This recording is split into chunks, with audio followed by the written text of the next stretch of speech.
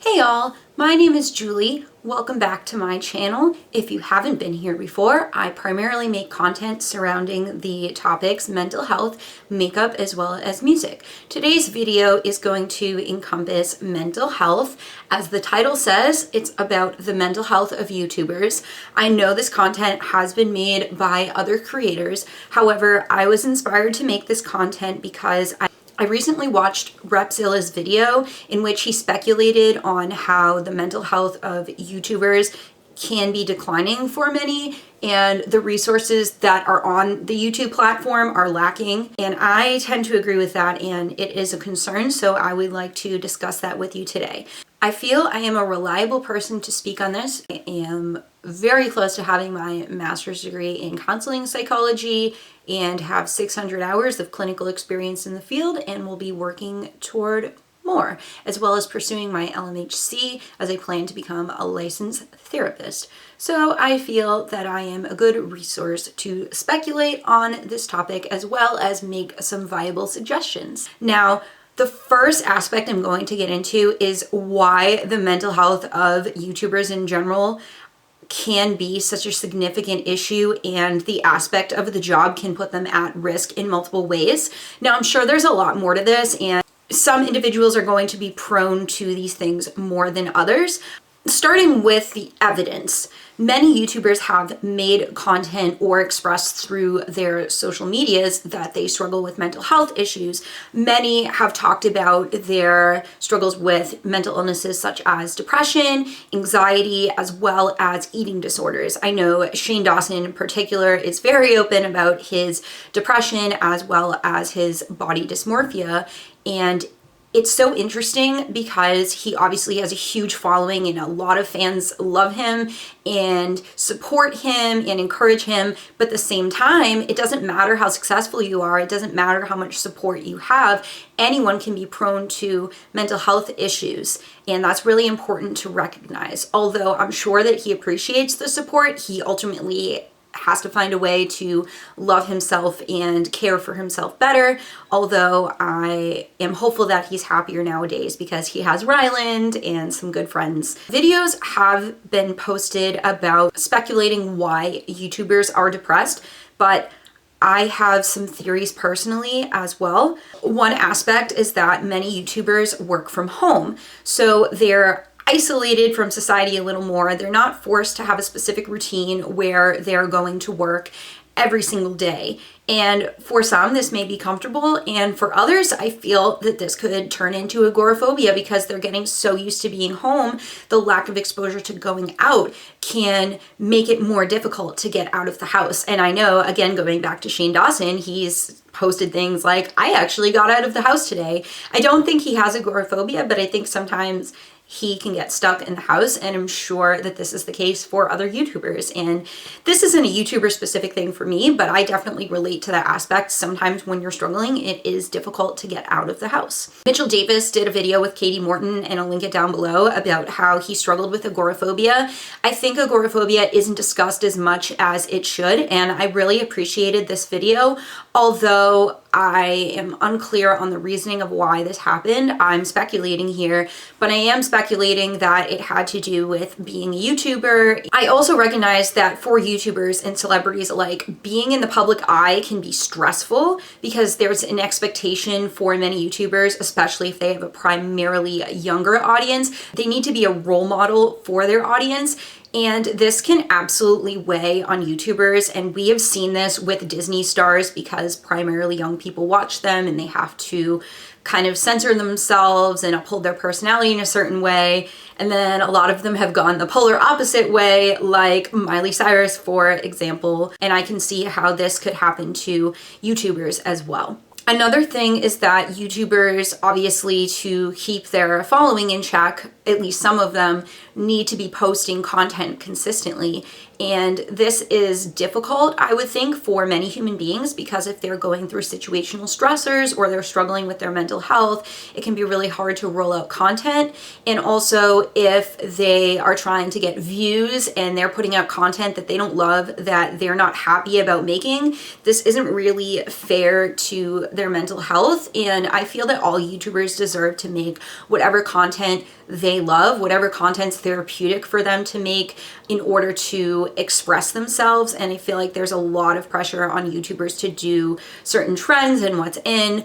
I know that that might be an interest for some, but I think that other YouTubers are not happy making this content, and that absolutely could lead to symptoms of anxiety and depression if they are in a job that is making them unhappy, just like anyone else, just like someone working a 9 to 5 in an office that would like to do something more creative. To me, that makes a lot of logical sense. I do notice that some YouTubers are better about taking breaks than others, and I think that this is really important, and I appreciate fan bases that are like, yeah, take a break, we totally understand. I know Kathleen Lights can be very open about that, for example, although she does tend to make consistent content. I also appreciate that she's been open about her mental health. She's talked about anxiety, she's talked about having panic attacks.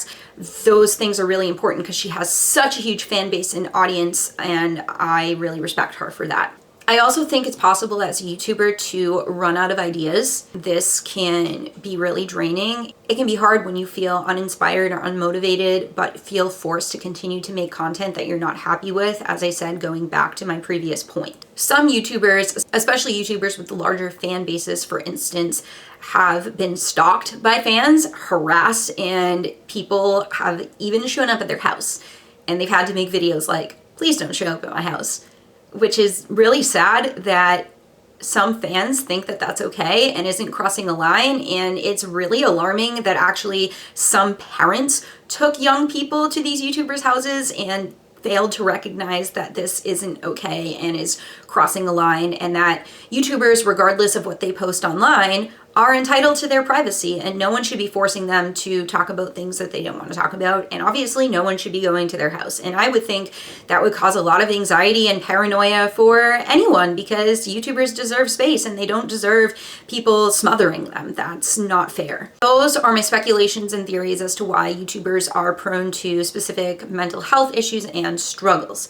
Now, moving forward into what YouTube can do as a platform to better support YouTubers that are struggling with mental health issues. And again, Repzilla inspired me with this because he made some observations about how there's so many resources for content creators to get more views and how to edit and make thumbnails and all that great stuff. And although that's valuable, it doesn't really assist YouTubers in improving their mental well-being or getting help from a therapist or whoever it may be. So I would tend to agree that the mental health support on this platform is lacking. One of my bias suggestions is I am happy to make more videos for free to help people out there and provide as many free resources as I absolutely can, because everyone, morally, in my opinion, is entitled to free mental health care. No one should have to pay for their mental health care. No one should be limited from receiving mental health care just because they can't afford it. And in my opinion, that's unacceptable. And YouTube should offer all these resources. We have so many resources on how to improve your abilities, how to ace an interview, how to cook, so many things. So why are we lacking in the mental health? I think one of the main issues is that currently mental health related videos are being demonetized because they're not suitable for advertisers, and that is the stigma which needs to be eradicated and is so sad to think about, because YouTubers absolutely should be able to make an income from sharing their perspectives on mental health, whether it's sharing their story or if they are a therapist or have a clinical background, educating the public on mental health resources and what mental illnesses look like and what appropriate treatments are out there for them. All that stuff is really important.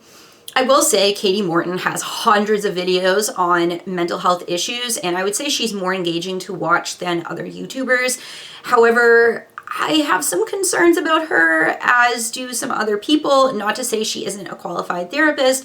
I see that she really does want to help people, although there have been some controversies, which Dr. Todd Grande talked about, how some of her things are unethical. So I would think that some people are hesitant to watch her content, but I do argue that she has some great resources. Back to my point on how there's some therapists on YouTube who have good resources as well. I can't even get through their content. I find their content to be boring. I find them to be dry. A lot of them talk very monotone. And if you're trying to reach a younger fan base or people that like YouTubers or are eclectic and unique in personality, I think you need to be a little more engaging and a little more interesting to listen to. Not that I don't appreciate their resources, but I think we need to try a little harder to reel people in who need our support and have them be engaged and interested in what we're talking about. I also think support groups are really powerful, and this is for any individual, but it would be really cool to see YouTubers come together and have a support group where they talk about specific issues that arise from them being a YouTuber, as well as what coping skills or resources have helped them, and sharing all those things. Support groups are really powerful, and they don't have to be in person. They absolutely can be online. Anyone can benefit from therapy. Go to therapy. Don't wait till you're in crisis to go to therapy. If you want to grow as a person, if you want to improve your relationships or your communication with others or your coping skills, whatever it may be, go. This is the same for YouTubers. But I know it's not that simple. Insurance gets in the way. Depending on where you live, lack of clinicians or resources gets in the way. I would argue that a lot of YouTubers, they don't get insurance from being on this platform, so they have to pay for it outside, and that may be a really expensive and unrealistic option for many of the creators on this platform. I know that there are some online services like BetterHelp. I know there's some controversy around them, although Dr. Todd Grande has kind of debunked that by talking to the CEO, and he backed that there are licensed people on there. However, there's a difference between seeing a licensed clinician through an online service and seeing a therapist, and many therapists nowadays do offer online services, but the thing is, the licensed clinicians on BetterHelp, they cannot diagnose you, they cannot write a letter for you. Say you need disability services for college, say you need to apply for disability. You need a clinician that is through insurance or is through your state or whatever it may be. These online clinicians, although they are credible, are not going to be able to provide those resources for you, which are really important. All right, well, that's all I have for you today. Thank you so much for watching. I would appreciate if you liked this video, if you enjoyed it. I am also looking for more subscribers, so please flock to my channel if you like my content so far. I also take video ideas and suggestions because sometimes, just like other YouTubers, I am uninspired and unmotivated, and it really helps to have that support, feedback, and suggestions. So I'd love to hear what you'd have to say. Comment down below, opening up about either what you've struggled with as a human being or what you assume YouTubers may be struggling with. Thanks so much for watching. I'll catch you on the flip side. Bye, guys.